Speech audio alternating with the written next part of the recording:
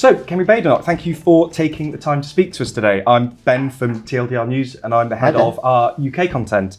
I just wanted to sit down with you today and ask a couple of questions about your economic proposals that you claim will save about £47 billion. So could you just outline where these savings would come from? First of all, we have to start with why we are doing this. As a country, we need to live within our means. And I'm really concerned that we're not just spending what we inherited from previous generations, we are spending what the next generations are supposed to be enjoying.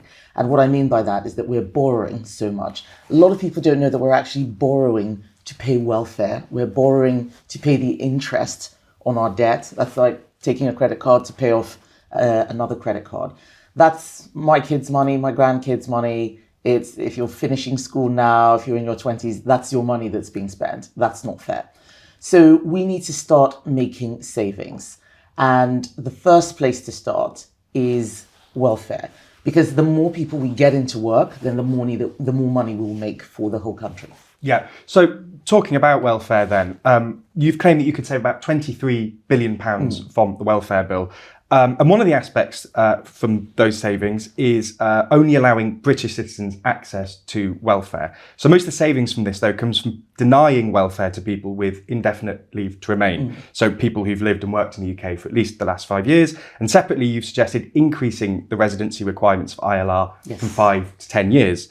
But polling from the end of 2024 suggests that 80% of Brits think that current ILR holders should be eligible for equal benefits, and over 90% think the same for migrants who've worked in the UK for at least 10 years. So why don't you think these people deserve the same benefits? Or in other words, why do you disagree with 90% of Brits? Because I know how much we're spending. Most people don't know how much we're spending. And this is one of the things that really concerns me. Many people believe that the UK is an infinitely rich country, that we can just look after every single thing the way that we always did. But if we're taking in people from around the world, if people are coming to our country, then they need to be people who can add to our country, not people who need benefits. Otherwise, the whole system is going to collapse. Our benefit system is supposed to be for people who are needy, vulnerable, disabled. It's supposed to be there as a safety net, not as a way of life. And if you tell most of the people who get asked those questions how bad the situation is, then they change their answer. But the questions are often framed in such a way that it's as if you're asking them, do you think we should be nice to people? Of course, everybody would say yes to that. But when they see the full scale of how much we're spending, where the money is going, then they change their minds. Okay, and just quickly on another aspect of this, you've framed limiting welfare benefits to British citizens as a way to ensure that citizenship of this country means something. Could you explain this briefly and how you think limiting benefits helps in this respect? So I believe that you should put into a system before you take out. If something is just freely available to anyone internationally, then what is the difference between being a British citizen who has either paid in or whose parents have paid in and anyone else around the world? If you look at other countries, they don't do what we are doing. And I keep telling people that we've got to make sure that we don't end up bankrupting ourselves with our kindness. Of course, we want to look after people who are in desperate need of help, but we should look after the people at home first, rather than lots of people coming into the country. What's happening right now is that there are people in our country who aren't getting what they need. There's not enough money for them. I think in particular around military veterans, the situation with military veterans, people who have given their lives to fight for the country, is not where I would want it to be. I think that they deserve a lot more, but they're having to share with so many other people. And at the same time, we are not growing our economy. Our economy needs people who are productive, people who can work. Money isn't just something that government prints. It's something that you make, you produce. It's people who build things, who produce things, who make things. That is where the money comes from. It's all about productivity. And if we have many people in our society, whether British citizens or non-citizens, who are not productive, all of us are going to be getting poorer. Okay, so just moving on then, because I'm aware you spoke there a little bit about sort of people working and employment. One of the other areas in which you've been saving money is by cutting back on the number of civil servants. So you've claimed that you want to take it back to 2016 numbers. this would mean cutting around 150,000 civil servants. Other governments have made similar claims. So why do you think you'd be successful with this? Because we want the government to focus on the things that government does best, rather than trying to do every single possible thing. And I often use the example of, because it's quite topical, a football regulator, that's civil servants. An independent regulator, every single new quango we create is more civil servants, more inspectors, more bureaucrats. All of those people are people who would actually probably be doing something more productive, starting a business, hiring other people.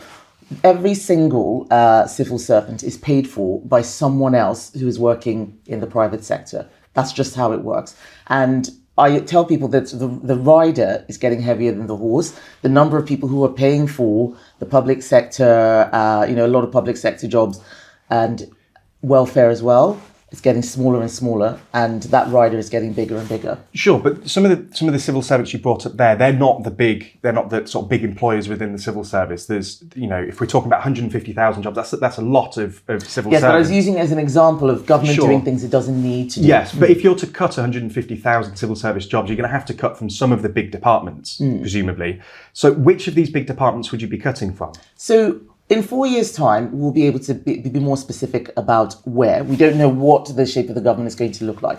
The point I'm making is that we were perfectly able to run our country in 2016 on that number of civil servants. So what's changed? What are all the new people doing? But I suppose the world's changed quite a lot in the last 10 years, right? And without knowing exactly where those jobs are coming from, people would maybe claim that it's the same promises that previous governments have made, and maybe you wouldn't be successful in cutting those jobs.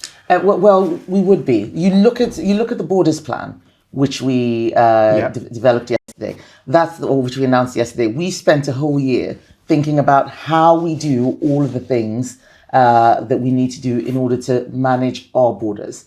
That's the sort of approach that we're going to be taking to the civil service. And we'll lay out more plans going forwards. But what I want to see is an efficient state that does fewer things better, rather than a state that's trying to do every single thing. Yeah. That's why I use the example of the football regulator. It's not about big departments. There is lots of activity that government is doing that it doesn't need to do. Quite a lot of the departments are overstaffed, when really it would be better to have more doctors, more nurses, more teachers. We're losing 6,500 teachers since Labour came into office, but we're getting more and more civil servants. That's the wrong way around. So you mentioned your borders plan. So I just wanted to ask a couple of questions about this, or maybe just a question on this.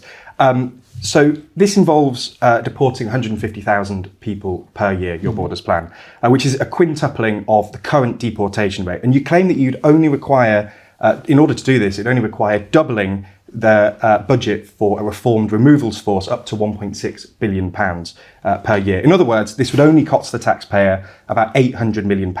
But Trump has tripled the ICE budget in the US to £27 billion, and this has only translated into a doubling of America's deportation rate to an estimated 600,000 or so deportations. So in practice, this means that you're claiming your new removals force would be significantly more effective than ICE, which is already using some pretty aggressive tactics to meet its deportation targets. So do you think it's plausible to claim that your removals force would be more effective than ICE? Yes, because we're not modelling ours on ICE. We've used ICE as an example of a removals force. The main barrier to us being able to remove people is not the number of border force officials or removal force officials. This is a new system that we're talking about. The main barrier is that a lot of people simply cannot be removed because they make claims on the European Convention on Human Rights. That's the problem. It is not a physical. It's not a physical issue. It's that lots of people just simply we leave here because we don't think that we can deport them. So it is not about how many bodies. It is about making sure that the legislative barriers which have been in place are removed. That's why we'll be able to do so much more. Kemi Badenoch, thank you. Thank you.